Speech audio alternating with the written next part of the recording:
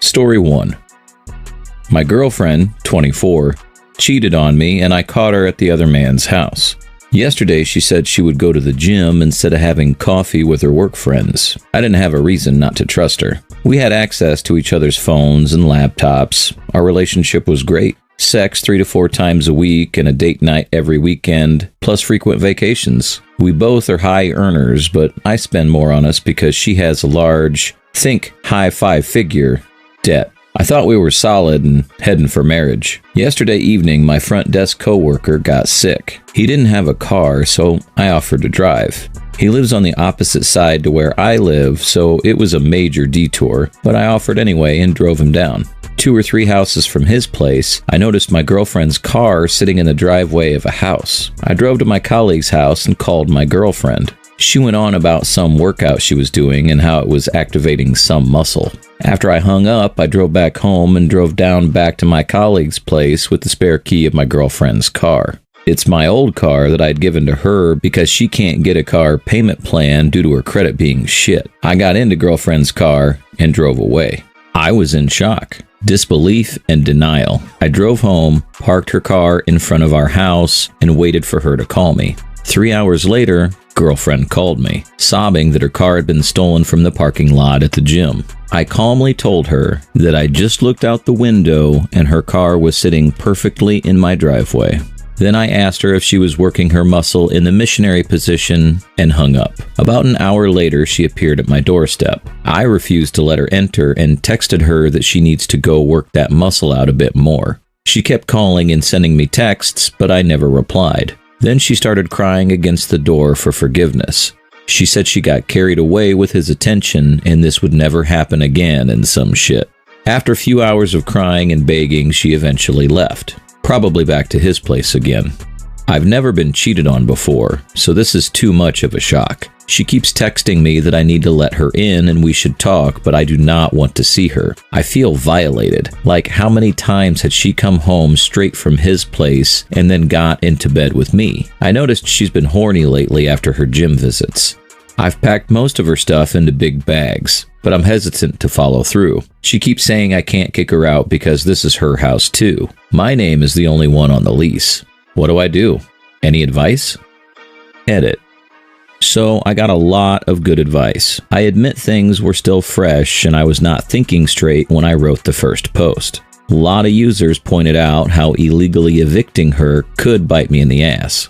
So I let her back in the house. We sat down, talked, and cried. She looked tired and unkempt. She apologized and said she loves me and asked would I not really want to give her a chance for old time's sake. I said no. She looked dejected after that. I told her she is no longer welcome to live with me, so the best option is to take her things and move out today. She asked me how long I was giving her time to find a place. I said it was no longer a concern of mine where she lived. But if she didn't leave today, then I'll start an eviction process and have her out by a week. She started crying and said I was being unfeeling.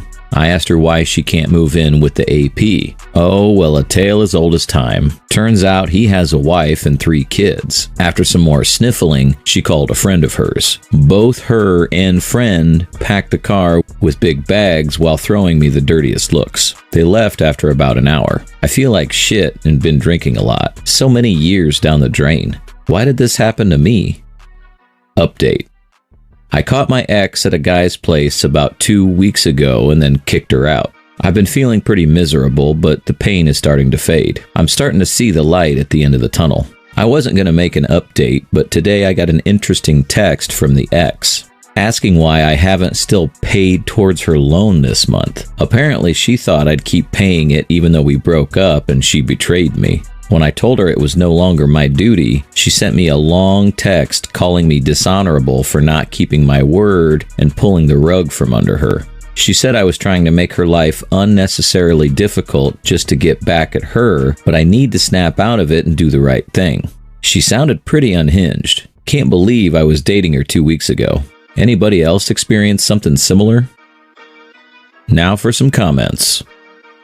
I'm not saying you should be paying her loan, but if you've made a promise to do so and she's already mapped her finances out that way, then I can understand why she'd feel you're pulling the rug out from under her. Maybe you can pay towards it a bit longer, till she's figured out her finances, or at least her living and car situation.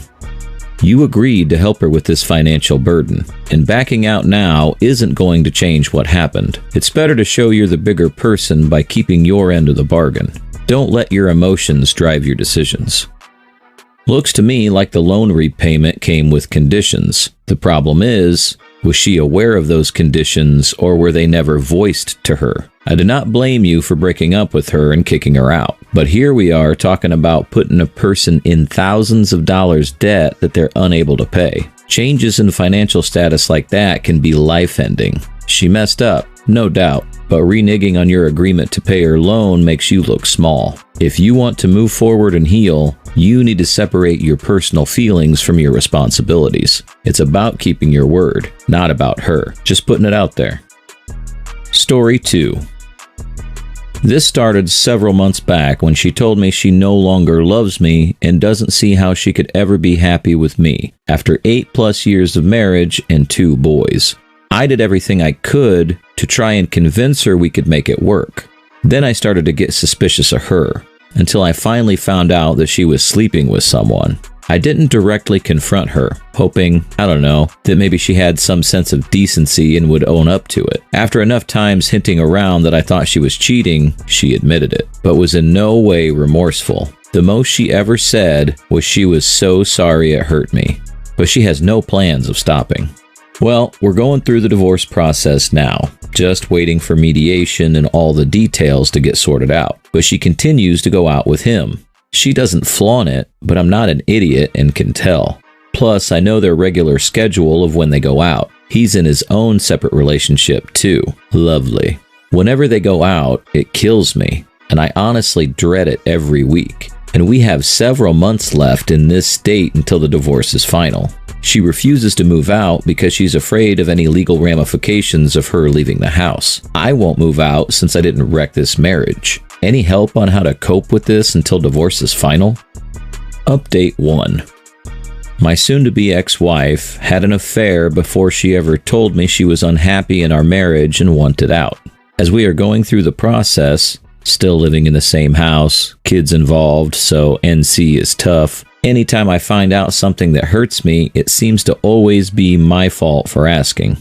Hurt by her having an affair? My fault for being suspicious and dragging it out of her. Hurt by her going out with this guy? My fault for asking where she's going. Hurt by her telling me she hasn't been attracted to me in a long time. My fault for having a conversation when she had a bit to drink. Apparently, if I didn't know about how horrible a person she is, I'd be happier.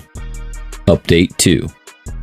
Officially separated, she's moved out. Financials are mostly sorted out, just waiting for the divorce to be final. 4 months since D-Day, and the last month or so was actually okay. The whole process of figuring out the logistics and finances of our new reality gave me a sense of hope, and just looking forward to the next stage of my life. Now that stage is here, I realize it sucks. I still miss her. How messed up is that? I still care for her. She's wrecking her life and can't see it. I'm sad and lonely. I hate this whole split time with the kids. The whole planning things for them separately. I hate that she seems to be okay with this. Yeah, she might be a mess, but that's not how it seems. Still with her AP, who's still married and still a scumbag. I no longer see any light at the end of the tunnel, and it sucks. Update 3. First Christmas since my life was turned upside down. Took our family pictures, just me and the kids. And that hurt. She's on her second boyfriend. That's right, she broke up with the guy she left me for. And I've just been angry and upset all day at her selfishness and the shitty Christmas she left me with. Just all backwards and painful. All the thoughts of what could have been, all the sadness of memories or traditions that are just different now. She gets to go and do whatever she wants, and I'm the one hurting. What a joke. Final update. Been divorced for almost 3 years now. I can gratefully say that it's been over a year since I came out of the deep fog and depression over my ex's affair and her leaving.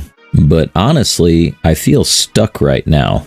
When I was dealing with all the grief, I felt in a way that life was simpler. I did whatever I felt like I needed to do to take care of myself. Whether biking, kayaking, binge-watching movies, I made sure my kids were taken care of and did my best as I just lived day to day. It wasn't easy, but I did what I had to do to make it. Now that I'm not consumed by being in survival mode, life feels a little overwhelming. I'm not sure what I should be striving for. I love my job, have plenty of passions and hobbies, but I'm feeling like depression might be making a comeback. Not about my ex, but over feeling stuck and unsure of how to live this life, if that makes any sense. I've always been an introvert and socially awkward. It's a struggle making deep friendships in my mid-30s. Anxiety is high, and I overthink every decision and feel lost. The things that brought me joy before still do. I'm genuinely enjoying this time being single and the flexibility I have to travel and try new things. And yet, in the end, it all feels a little empty. Do others feel like this too? You're not stuck, OP. You're now living a normal, boring, monotonous life. It is the best kind of life any person can hope for. You no longer have drama in your life. You have a good job, things you love to do, and you're healthy. All this time, you've been forcing yourself to do fun things, forging